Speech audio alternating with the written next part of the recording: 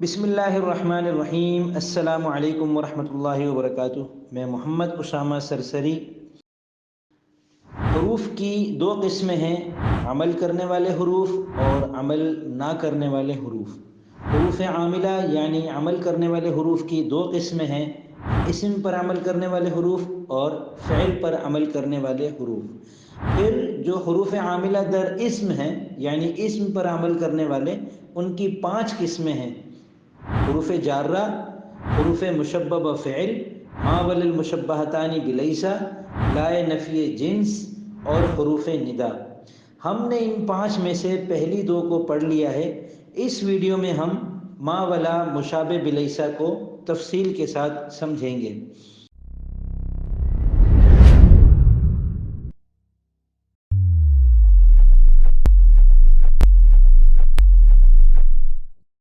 ما اور لا نفی کا معنی دیتے ہیں اور مبتدا اور خبر پر داخل ہو کر عمل کرنے میں چونکہ یہ لیسا کے مشابہ ہیں، اس لیے ان کو کہا جاتا ہے کہ ما ولا مشابہ بلیسا۔ یہ وہ ما اور لا ہیں جو لیسا کے مشابہ ہیں۔ جیسے ما ھذا بشرا، اس میں ھذا بشرن مبتدا خبر تھے، ما نے داخل ہو کر ھذا بشرن پر عمل کیا، ھذا کو مرفوع کر دیا اور بشرن کو منصوب کر دیا۔ اسی طرح لا شجر مثمرن، کوئی درخت پھل دینے والا نہیں ہے، تو یہاں لا نے مثمرن کو نصب دیا ہے اور شجرن کو رفع دیا ہے۔ تو یہ دونوں جو ہیں ما اور لا، یہ مبتدا کو رفع دیتے ہیں اور خبر کو نصب دیتے ہیں۔ 3 صورتوں میں ان دونوں کا عمل باطل ہو جاتا ہے۔ نمبر 1، جب خبر ان کے اسم سے پہلے آ جائے، جیسے ما قائم زید، اب قائمن نہیں کہہ سکتے اس کو۔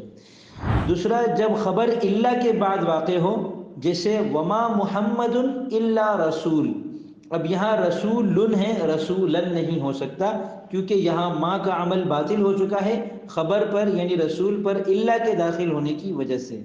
نمبر 3، جب ان کے اور ان کے اسم کے درمیان ان زائدہ آ جائے، جیسے ما ان انتم ذاہبون، اب یہاں پر ذاہبین نہیں کہیں گے اس کو منصوب کر کے، تو کیونکہ ما کا عمل ان کی وجہ سے باطل ہو چکا ہے۔ ما اور لا میں 3 فرق ہیں۔ پہلا فرق یہ کہ لا کا اسم ہمیشہ نکرہ ہوتا ہے، معرفہ پر یہ عمل نہیں کرتا، جیسے لا زید شاعرن نہیں کہیں گے بلکہ لا زید شاعر کہیں گے۔ اور ما جو ہے وہ معرفہ اور نکرہ دونوں اس کے بعد آ سکتے ہیں، یعنی دونوں اس کا اسم بن سکتے ہیں، جیسے ما ھذا بشرا اور جیسے ما رجل قائمن۔ دوسرا فرق یہ ہے کہ ما صرف زمانہ حال میں کسی چیز کی نفی کرتا ہے، جبکہ لا مطلقاً نفی کے لیے آتا ہے۔